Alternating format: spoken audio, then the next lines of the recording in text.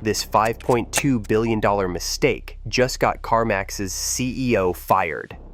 This could be the end of Carmax as we know it. But what really happened goes way deeper than one bad decision. Picture America's largest used car dealer watching its stock crash 50% in 1 year, while its biggest competitor, Carvana, somehow rockets up 50%. The board panicked, fired CEO Bill Nash, and now the entire used car industry is asking the same terrifying question. If Carmax is dying, what does that say about the rest of us? But here's the shocking truth that's sending ripples through Wall Street.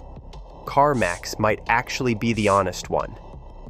While Carvana posts miracle numbers, Carmax is showing the brutal reality. Customers drowning in 23% interest loans, repossessions skyrocketing, and a subprime market that's about to explode like a financial time bomb. The $5.2 billion mistake wasn't just bad management. It exposed a system where desperate buyers are trapped in loans they can't afford, dealers are stuffing inventory to fake sales numbers, and the whole used car market is built on financial quicksand. Is Carmax's collapse the canary in the coal mine for a massive auto industry meltdown? Or are we watching the last honest player get destroyed while everyone else lies about their numbers? In 1993, a new kind of car dealership opened its doors in Richmond, Virginia. Carmax wasn't built by slick salesmen or Wall Street bankers. It was the brainchild of Circuit City's leadership, who believed buying a used car shouldn't feel like a gamble. New kind. The very first Carmax store promised something radical for the time.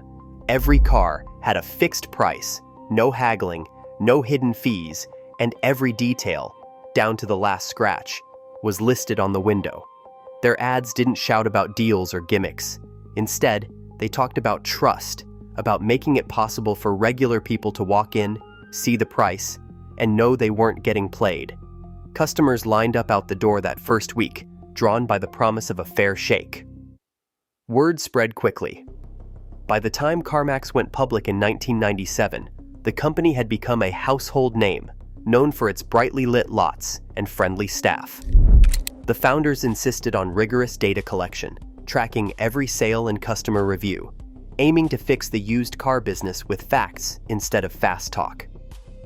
Early leadership hammered home the idea that honesty wasn't just a slogan, it was a business model. Managers who tried to fudge numbers or push questionable deals didn't last long. The company's first annual reports featured proud statistics about customer satisfaction, not just sales growth. For many families, Carmax became the place you sent your kids for their first car, or where you went after a tough year, hoping for a decent trade-in and a fresh start. The brand's reputation grew on the back of these small, everyday victories. Employees felt it too. Store meetings often opened with stories of customers who had left happy, or of staff who had gone out of their way to make a deal work for someone just scraping by. Through the late 1990s, Carmax expanded across the country, sticking to its core belief. Transparency was the only way to build something that would last. Every decision, from inventory to financing, was supposed to be backed by data and guided by the simple rule: treat people the way you would want your own family treated. That's how Carmax built its name, and for a long time, it worked. Carmax's rise was not just about friendly salespeople and clean lots. Beneath the surface, the company built a system to make trust automatic. Transparency was the promise. By the early 2000s, Carmax was pouring millions into technology. They rolled out a national inventory network, digital appraisals, and a customer database that tracked satisfaction scores down to the decimal. The goal was simple: let data enforce fairness, not just hope people would do the right thing. Every store followed the same pricing algorithm, drawing from market data updated daily. A Ford F-150 in Phoenix cost the same as one in Pittsburgh.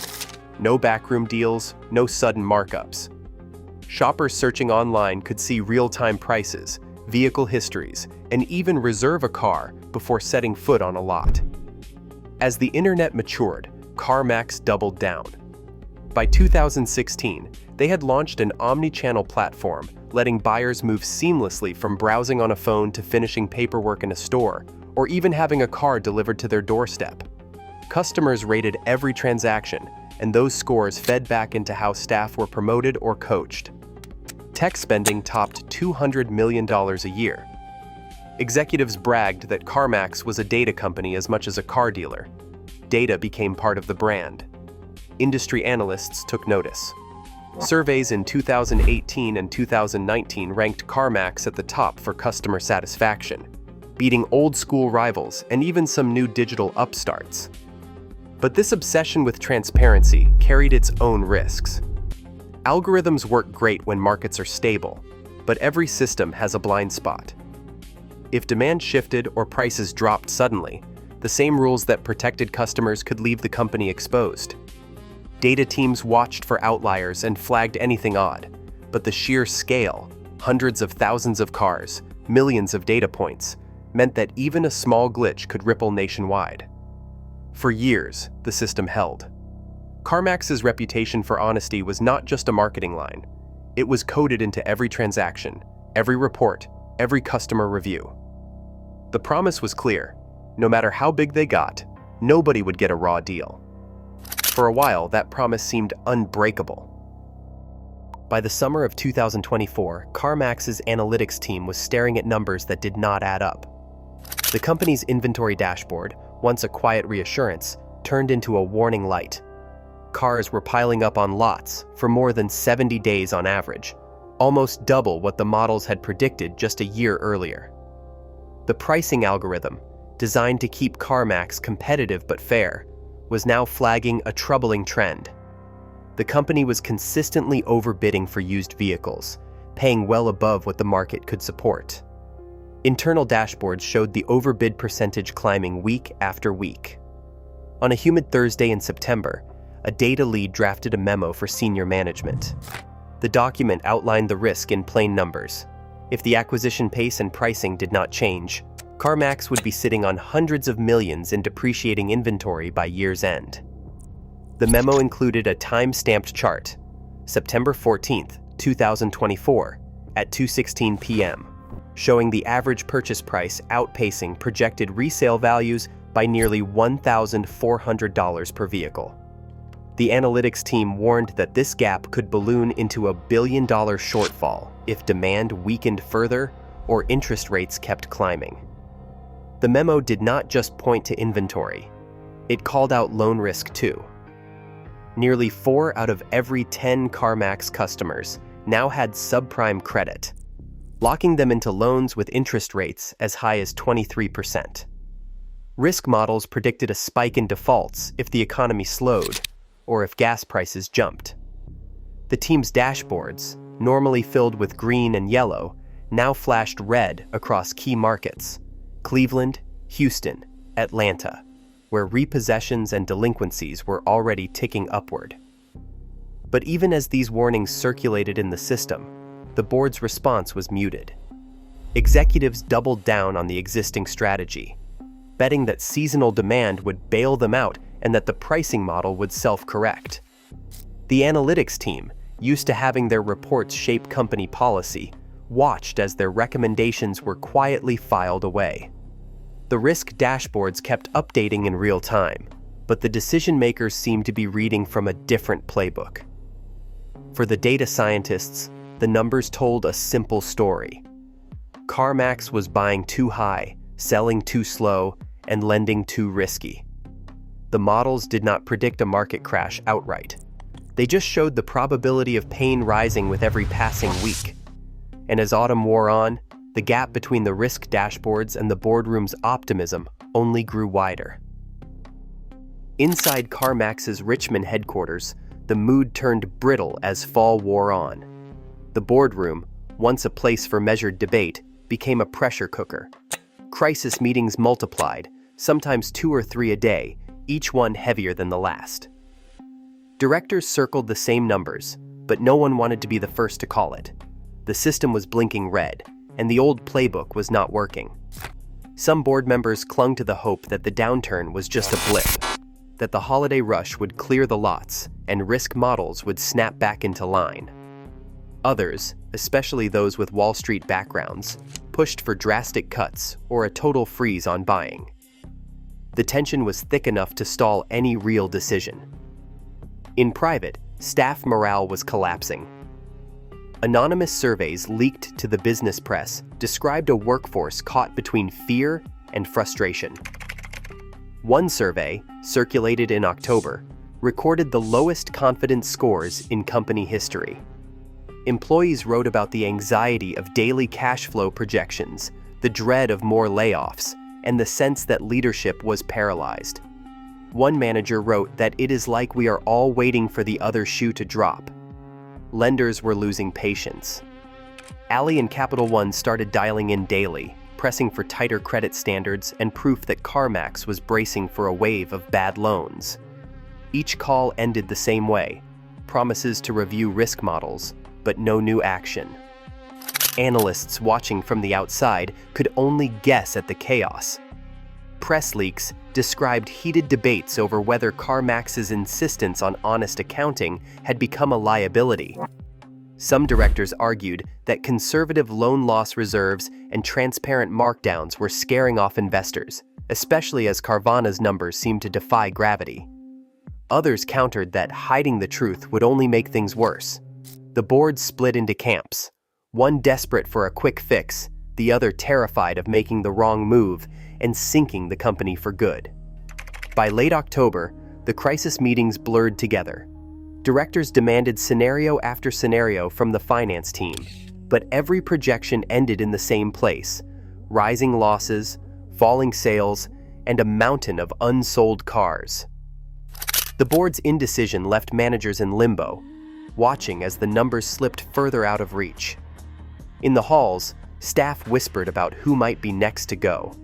Some tried to rally around the company's founding values, but the sense of mission was fading fast. With each day of gridlock, the gap between Carmax's public face and its internal panic grew wider, setting the stage for the accounting shock that would soon rock the entire industry. Accountants at Carmax faced a spreadsheet that looked more like a crime scene than a balance sheet. August 2025 brought a write-down and impairment charges that would total $5.2 billion by the end of the quarter. These were not just technical footnotes buried in a filing. These numbers meant real losses, the kind that punch a hole straight through a company's future. The heart of the problem was how Carmax had to value its mountain of unsold cars. In the used car business, every vehicle on the lot is supposed to be marked to market, meaning its value is updated to reflect what it could fetch right now, not what the company hoped it would be worth.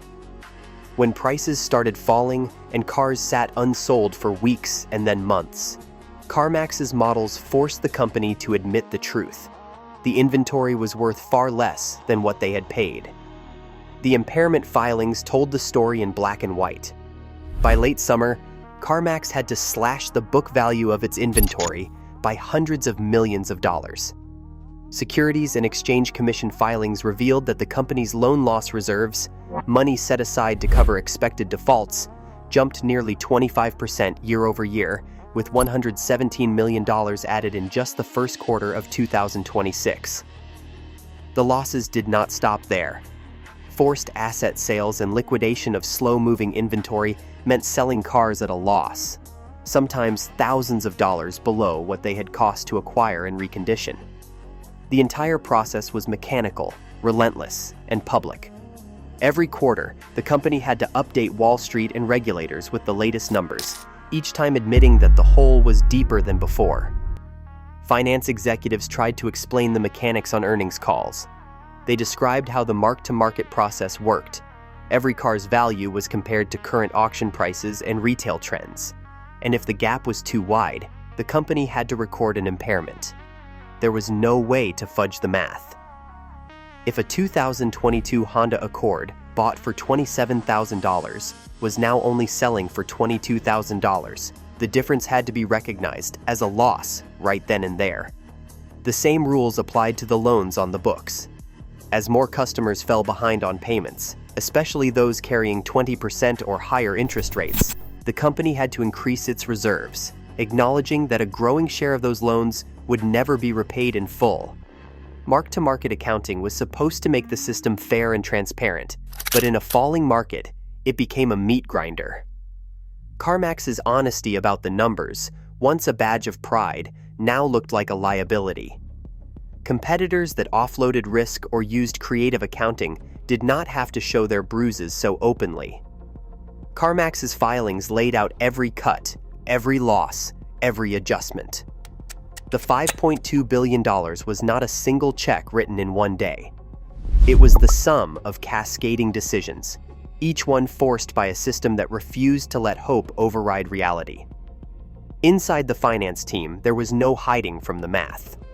Impairments, reserve increases, and forced markdowns were warnings that the market had turned. For Carmax, the numbers on the ledger were not just numbers. They were the story of a company forced to face the truth, even as others found ways to paper it over. News of the $5.2 billion write-down didn't just rattle employees and customers. It sent a shockwave through Wall Street's most powerful offices. In the days after Carmax's announcement, trading desks lit up with frantic calls. Analysts pored over the company's SEC filings, searching for any clue that might have warned them about the scale of losses. The stock, already battered, plunged another 13% in a single afternoon. Hedge funds and pension managers, who had once touted Carmax as a safe bet, now scrambled to explain to their clients how the nation's most trusted used car dealer had become a cautionary tale. Inside Carmax's boardroom, the mood grew even more tense. Directors who had stood by Bill Nash now distanced themselves from his decisions. Some quietly called in outside advisors, hoping to shield their own reputations from the fallout. The board moved quickly, installing David McCreight as interim chief executive and bringing back Thomas Folliard, a former executive, as interim chair. The message was clear: heads had to roll, and the old guard could no longer be trusted to steady the ship. Whispers of insider activity began to circulate. The company's Form 4 filings showed no mass executive stock sales in the weeks before the crash, but that didn't stop rumors from spreading across trading floors. Investors, burned by the sudden collapse, demanded answers. Some called for an independent investigation into board oversight. Others scoured activist hedge fund disclosures, looking for signs that outside pressure had forced the board's hand. But public records showed no activist letters or 13D filings, just a vacuum of confidence and a leadership team that looked cornered. Analyst reports grew sharper by the day. Morningstar and other research firms downgraded Carmax to sell, citing not just the scale of the losses, but the apparent paralysis at the top. Their notes highlighted a company that had lost its way, clinging to transparency even as competitors gamed the numbers. In private, fund managers questioned whether Carmax's honesty was a virtue or a fatal flaw. Some argued that the board's refusal to sugarcoat the losses had spooked investors, especially when Carvana's numbers seemed to defy gravity. Others wondered if the board had waited too long to act, letting the damage compound until there was no easy fix left. The fallout wasn't limited to Carmax.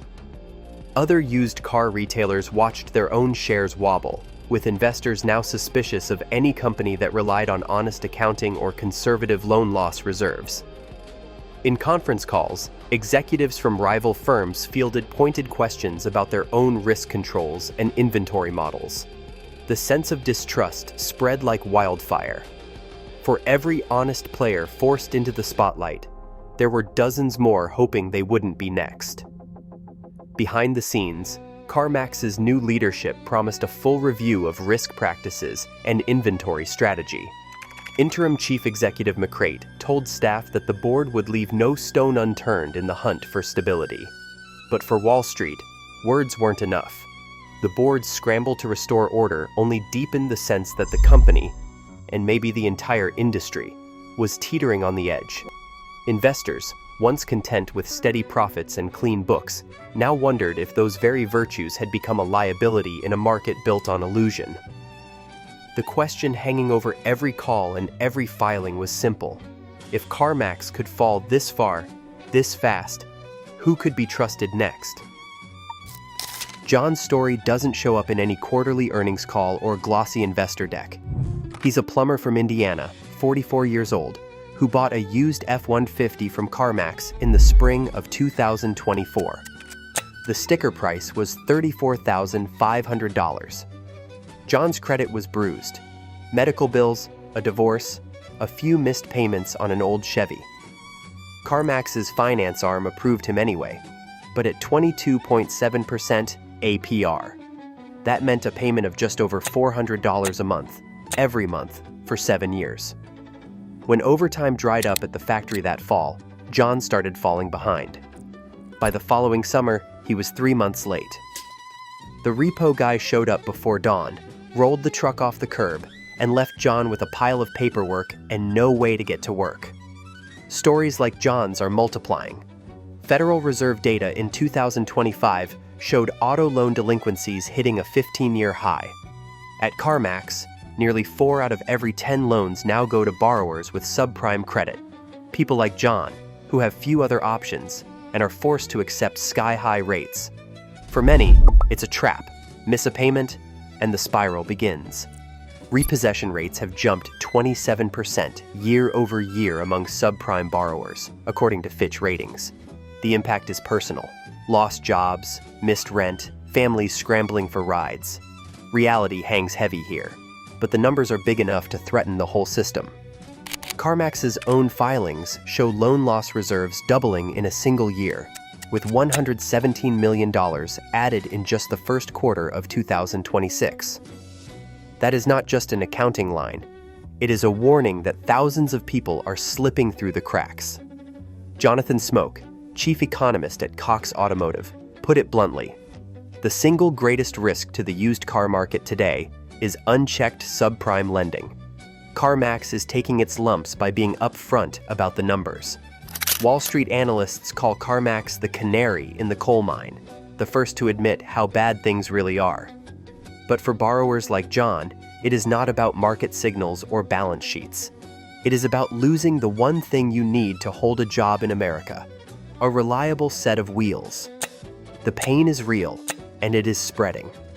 As the repo trucks roll out each morning, the true cost of the $5.2 billion mistake is not measured in earnings per share. It is measured in broken routines, empty driveways, and another family trying to figure out how to start over.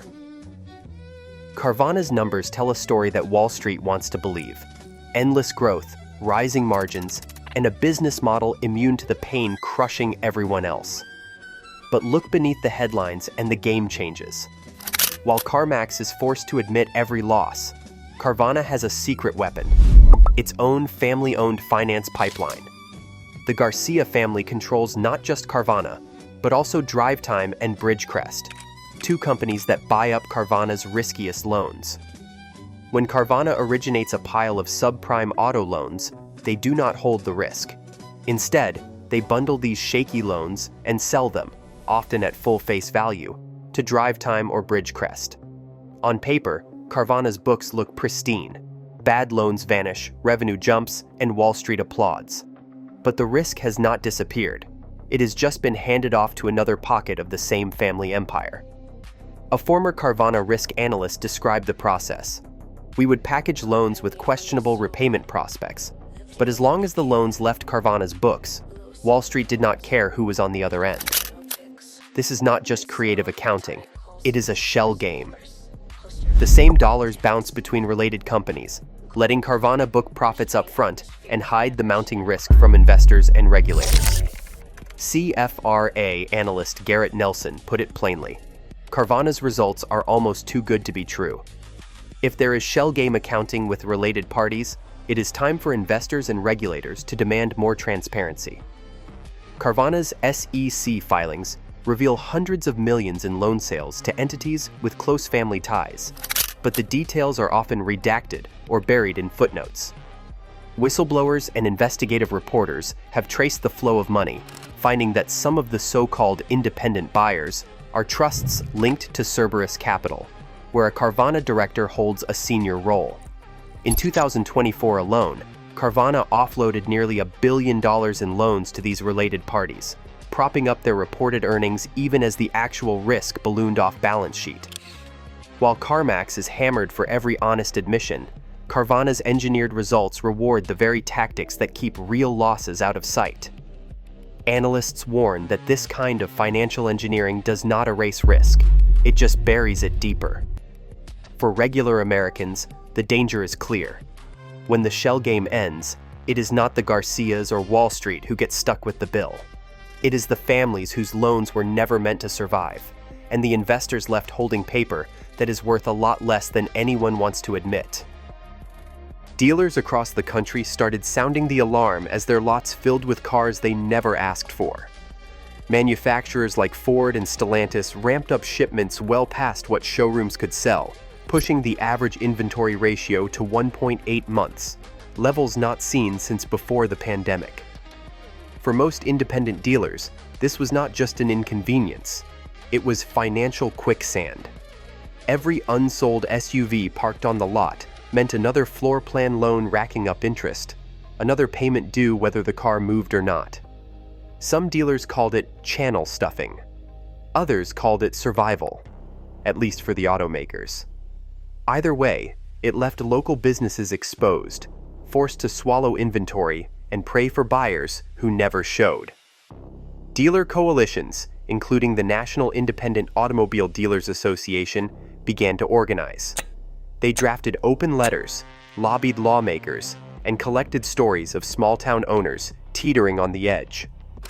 In early 2025, attorneys general from states like New York, Illinois, and California sent information requests to major manufacturers and dealer groups. The letters demanded data on inventory allocations, sales incentives, and the timing of vehicle deliveries. Regulators wanted to know if manufacturers were propping up their own quarterly results by flooding the system with unsold cars, leaving dealers to pick up the tab. The legal pressure did not stop there. Attorneys general also asked for records on subprime loan approvals, repossession rates, and any internal communications about managing excess inventory. For the first time in years, the threat of state-level legal action hung over the industry. In private, some dealers welcomed the scrutiny, hoping it would force automakers to slow the flood. Others worried that too much sunlight would spook lenders and insurers, making it even harder to stay afloat. Scrutiny felt like the only chance some dealers had to level the playing field. As the months dragged on, the uncertainty deepened. Inventory ratios stayed high, and floor plan costs kept rising. Dealers who spoke up risked losing their allocations. Those who stayed quiet risked bankruptcy. The coalition's warnings grew sharper. If channel stuffing continued, and if legal probes turned into lawsuits, the pain would not stop at the dealer lot. It would ripple through financing arms, lenders, and even the manufacturers themselves. The old promise that everyone in the chain could win as long as cars kept moving looked more fragile by the day. The question now was not just who would blink first, but whether the whole system could hold under the weight of so much unsold metal. Today, while Wall Street bets on illusions, millions of hardworking Americans are left holding loans at 23% interest and underwater cars. The collapse at Carmax isn't just a boardroom drama, it's a warning shot for every family buying on credit. If transparency gets punished and deception gets rewarded, the real losers aren't CEOs, they're us. The next mistake won't cost billions. It could cost trust in the system itself. A whistleblower just leaked the real reason why Carmax's CEO was fired. And it's not what the company told investors. We're talking about a $5.2 billion time bomb that's about to explode and take down America's largest used car dealer.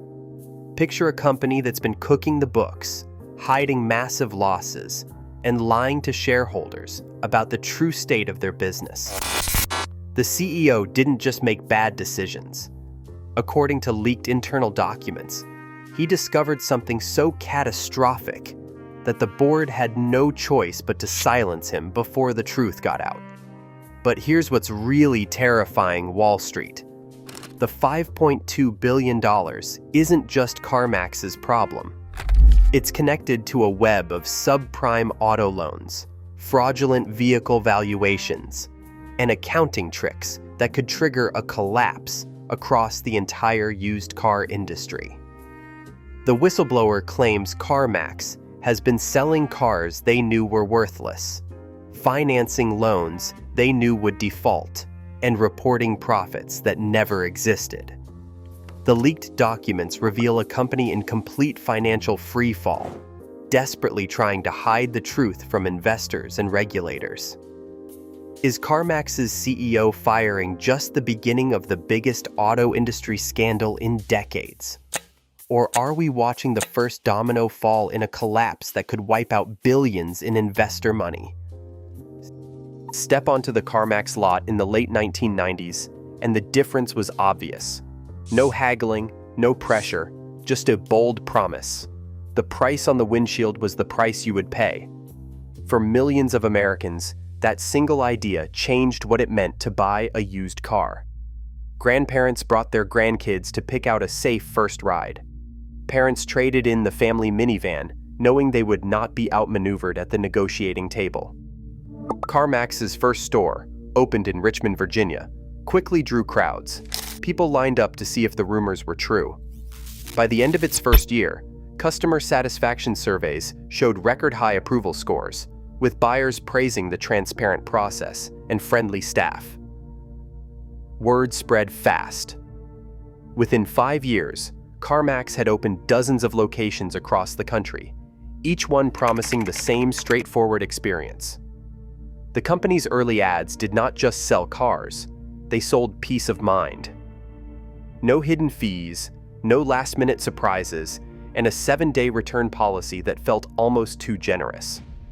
For families burned by shady dealers and bait-and-switch tactics, Carmax became a symbol of trust. The brand's promise was not just marketing, it was a lifeline for anyone tired of feeling ripped off. Neighborhoods changed as Carmax stores popped up near highways and shopping centers.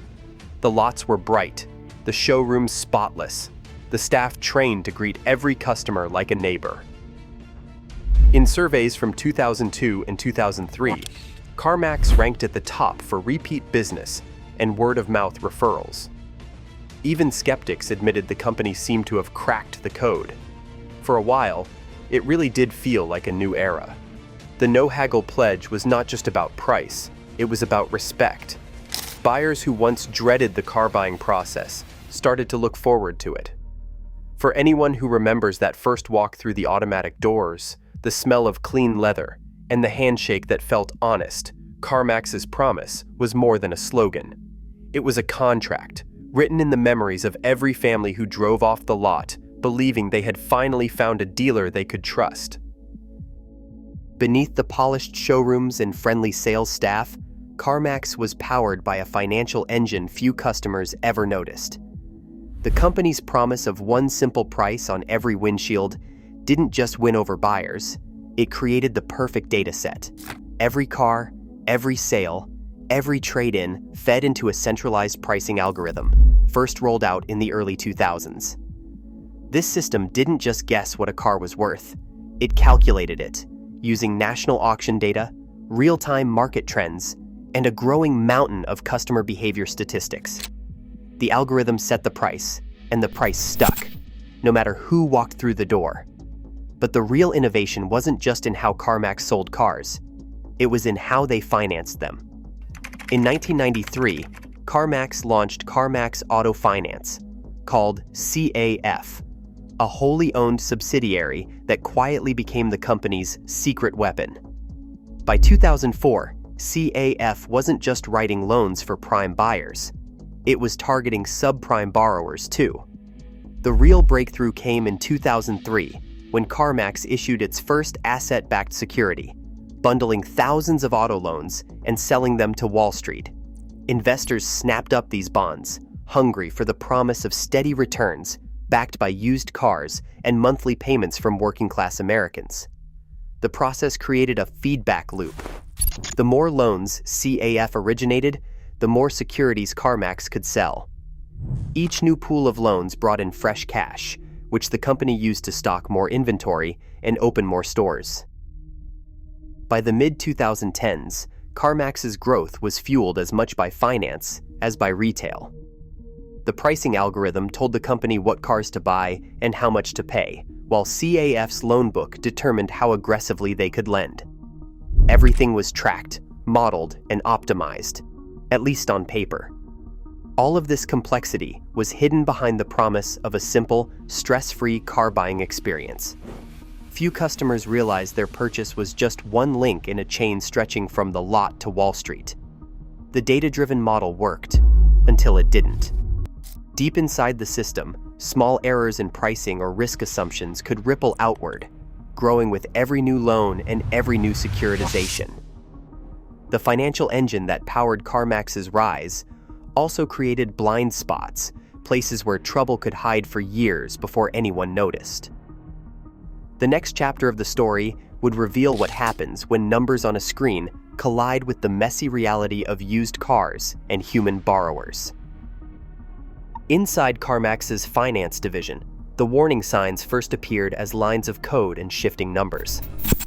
A senior quant analyst, surrounded by monitors and risk dashboards, watched the gap between Carmax's internal vehicle valuations and real-world auction prices grow wider by the week.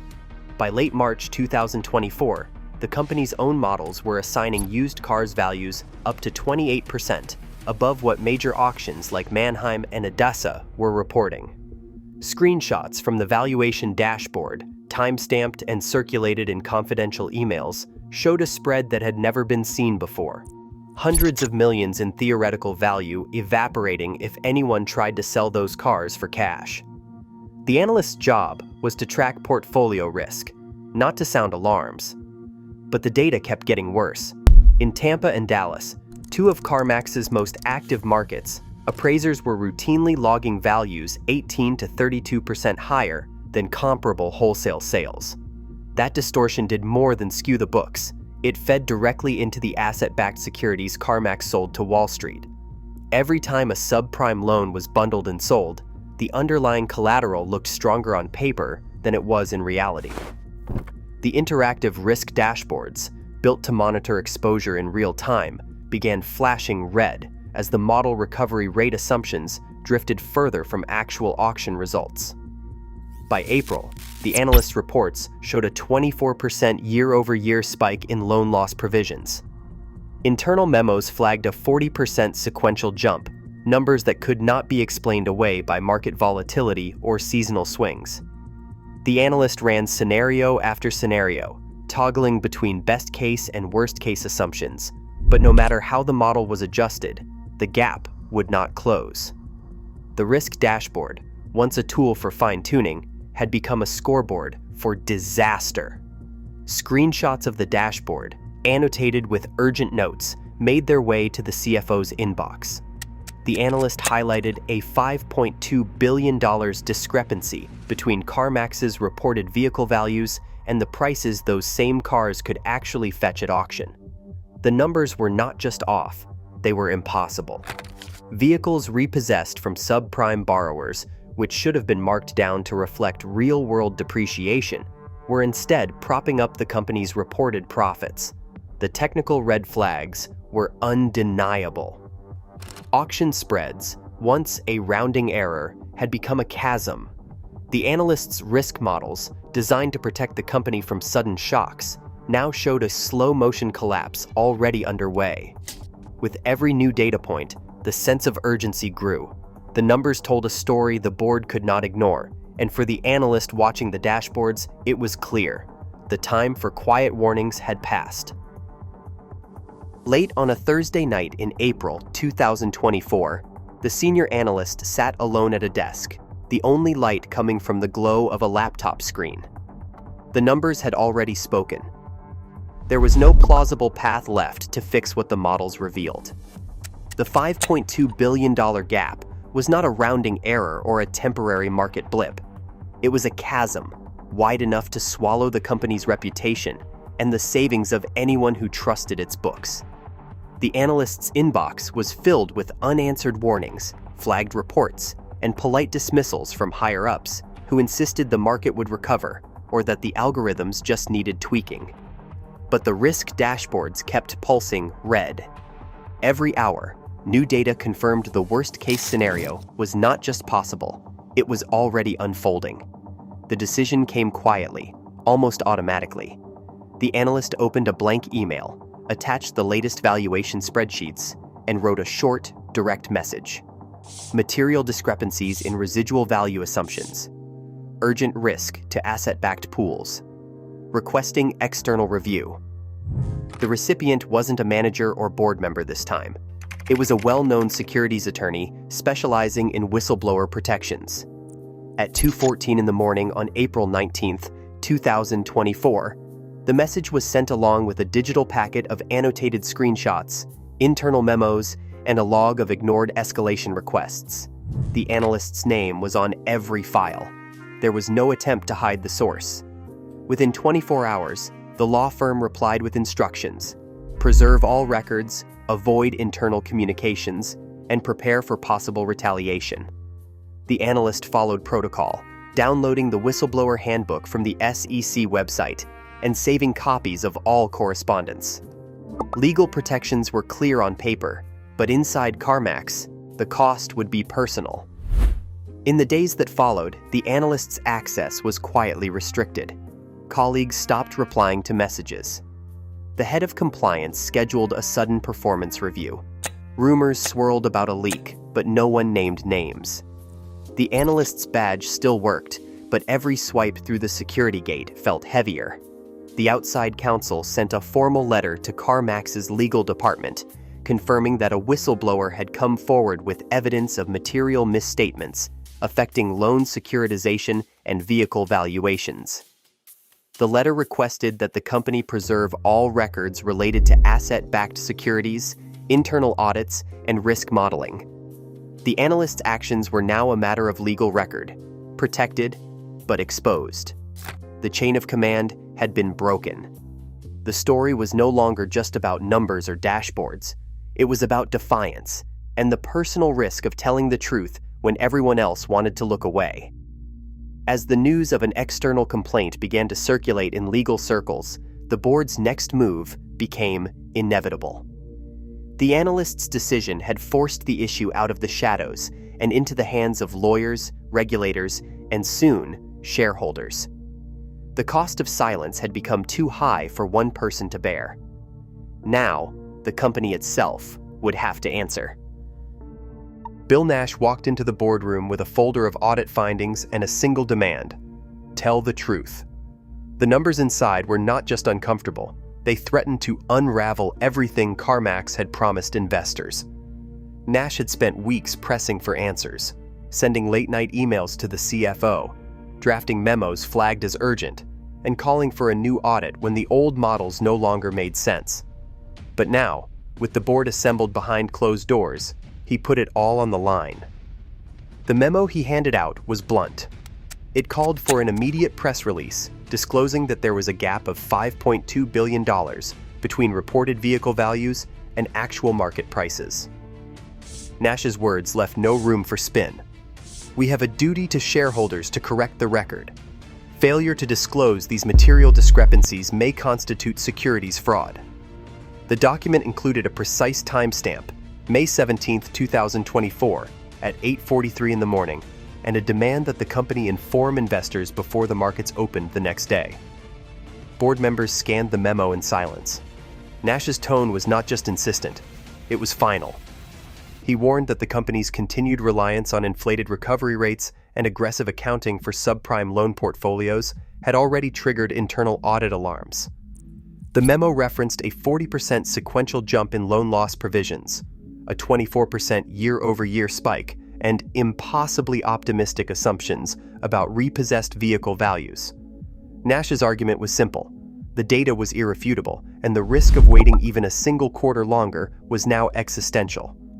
He closed with a direct appeal. We cannot hide behind models or market cycles. We owe our investors the truth. I am prepared to stand by this recommendation publicly."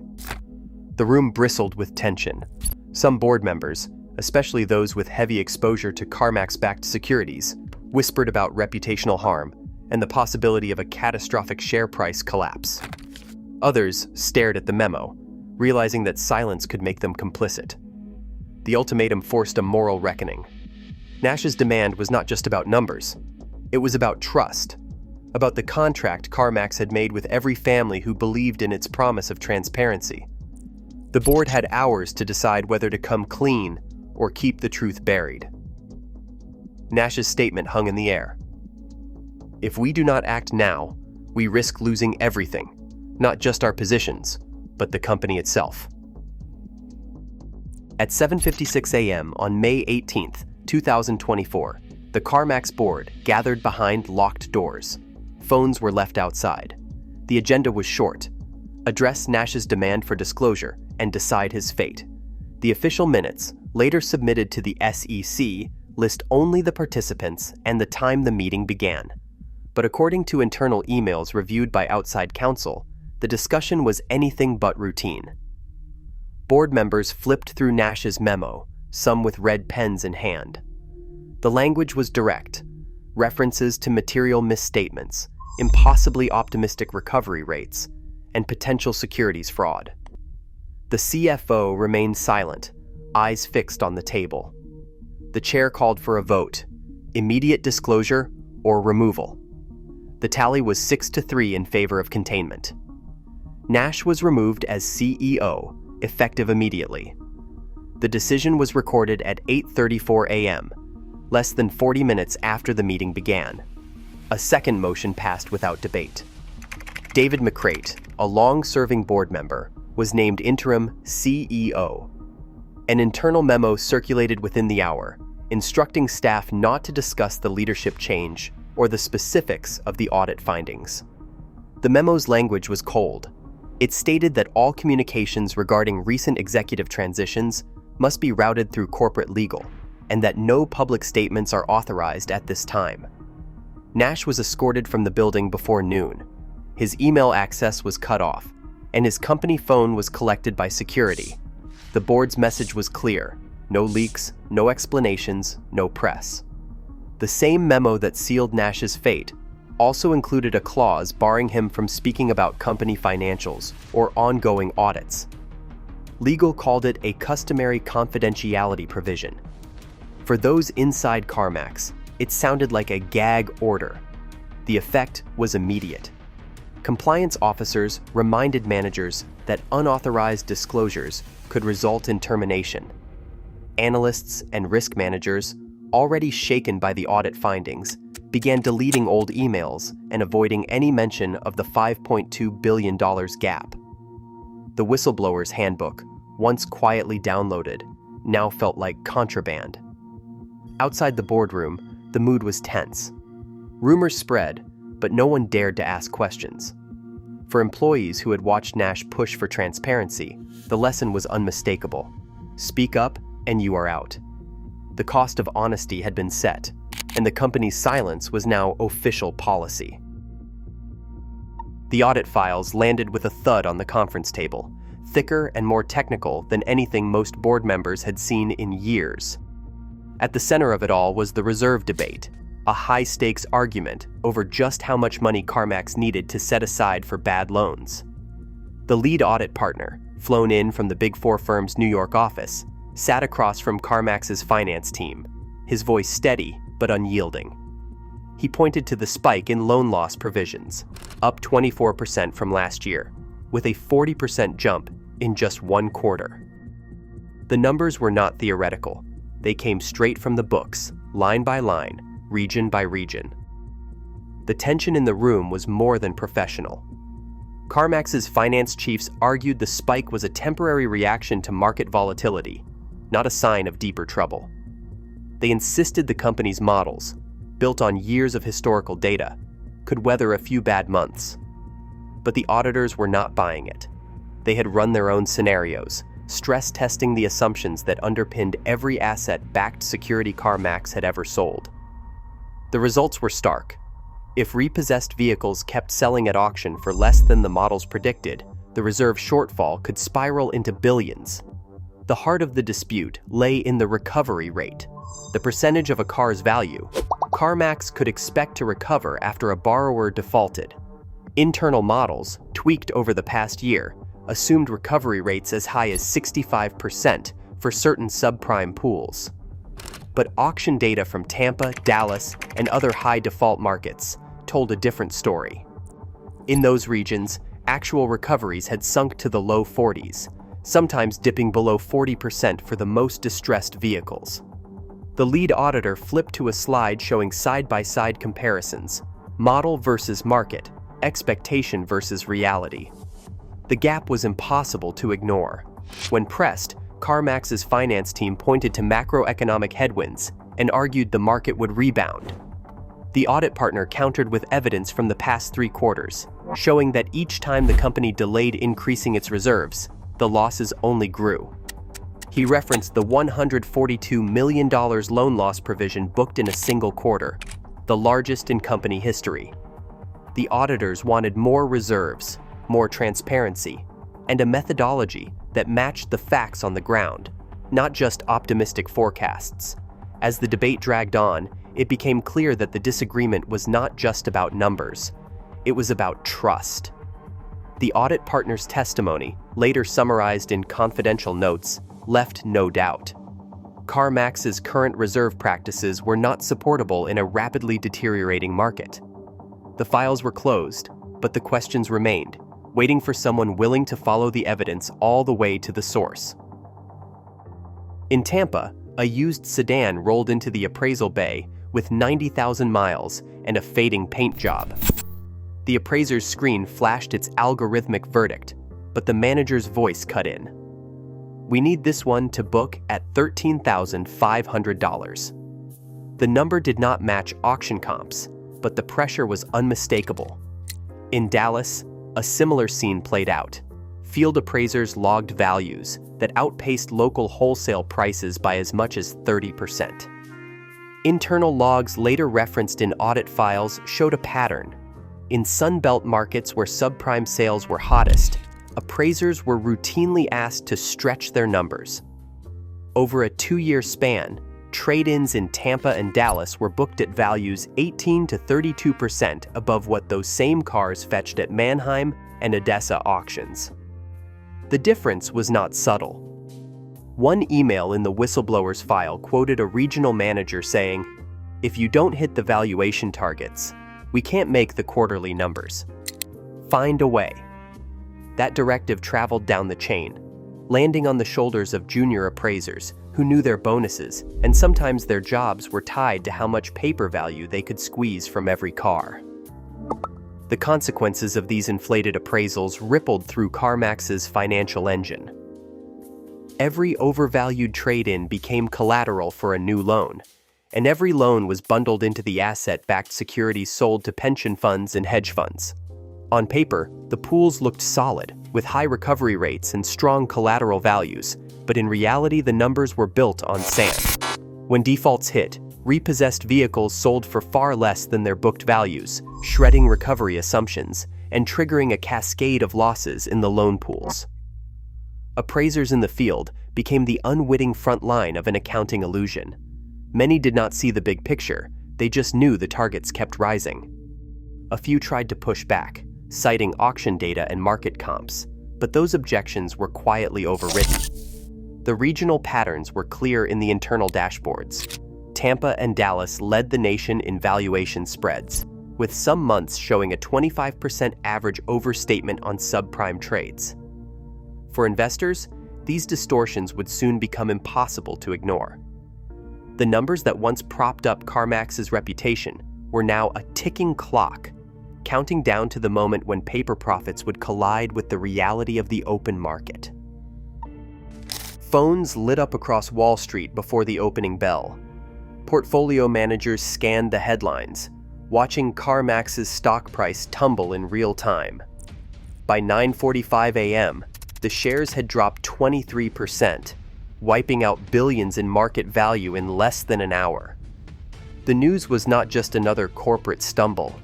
For pension committees in Chicago, state retirement boards in California, and insurance giants from Hartford to Atlanta, it was a direct hit. Carmax-backed auto loan securities sat in retirement accounts, college savings plans, and municipal bond funds across the country. What looked like a distant accounting problem overnight had become a personal crisis for anyone whose future depended on steady, predictable returns. Emergency meetings kicked off behind glass doors in Midtown Manhattan and downtown Boston. Hedge fund risk officers pulled up their exposure sheets, tracing every line that led back to Carmax's asset-backed securities. Minutes from one pension committee meeting, later obtained by investigative reporters, captured the panic in plain language. Immediate review of all positions tied to KMX asset-backed securities. Assess contagion risk. Prepare for forced liquidation if necessary. The tone was urgent, the stakes impossible to ignore. For retirees and public workers, the numbers told a brutal story. A 23% loss on a core holding could erase years of slow, steady gains. Some funds faced the prospect of cutting benefits or raising contribution rates just to fill the hole left by a single day's trading. Calls poured in from anxious beneficiaries, teachers, firefighters, city clerks, demanding answers their fund managers did not have. The losses were not confined to Wall Street. They rippled out to every Main Street that had trusted the promise of safety and growth. Hedge funds scrambled to offload Carmax-linked securities, but the bids evaporated as soon as the scale of the losses became clear. Screens flashed red. Traders whispered about a contagion event, worried that panic selling could spread to other auto lenders and consumer finance companies. In private memos, legal teams warned of possible lawsuits if it turned out that Carmax had misled investors about the quality of its loan pools. The shock was not limited to a single stock or sector. It was a wake-up call for anyone who believed that the numbers on their quarterly statements were built on anything more than trust, and a reminder that when the truth finally breaks through, no one is insulated from the fallout. Federal regulators didn't need a press release to sense trouble. By the end of January 2024, a pattern of late-night emails and encrypted calls had already drawn the attention of the Securities and Exchange Commission. The SEC opened a preliminary inquiry, quietly requesting internal documents tied to Carmax's asset-backed securities, loan pools that now looked far riskier than the glossy prospectuses had promised. The agency's focus: whether Carmax's disclosures about subprime loan performance and vehicle values had crossed the line from optimism into deception. At the same time, the Consumer Financial Protection Bureau sent a formal request for testimony. Their investigators wanted details on how subprime borrowers were being approved and whether customers were being set up to fail from the start. The CFPB's letter cited a spike in consumer complaints about repossessions and loan terms, but it was the internal whistleblower file, now circulating among regulators, that raised the most alarm. In one footnote, the analyst had flagged material misstatements affecting asset-backed securities recovery rates, a phrase that triggered automatic escalation inside both agencies. Inside Carmax, legal teams scrambled to respond. Compliance officers drafted talking points and combed through emails, searching for anything that might hint at deliberate mispricing or ignored warnings. The company's outside counsel advised strict silence, but the clock was ticking. Under Dodd-Frank, whistleblowers who provide original information to the SEC can receive up to 30% of any monetary penalties collected, a powerful incentive for insiders to come forward, and a looming threat for any executive who tried to bury the truth. Wall Street watched for signs of a formal enforcement action. Hedge funds and pension managers, already nursing steep losses, began fielding calls from plaintiff attorneys eager to coordinate class action lawsuits. The mood in the industry shifted from disbelief to dread. If the SEC or the CFPB found evidence of systemic fraud, the consequences would not stop at Carmax. Every lender, Every auto dealer with exposure to subprime-backed securities now faced the risk of forced disclosures, restated earnings, and years of costly litigation. No subpoenas had landed yet, but the message was clear. The era of unchecked growth and creative accounting was over. The next move belonged to the regulators, and with it, the fate of an entire industry hung in the balance. Right now, over $1.5 trillion in United States auto debt hangs in the balance, with subprime delinquencies at a 10-year high.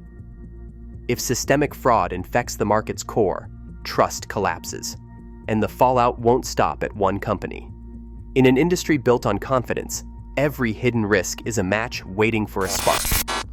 The real cost of silence? It's paid by everyone holding the keys.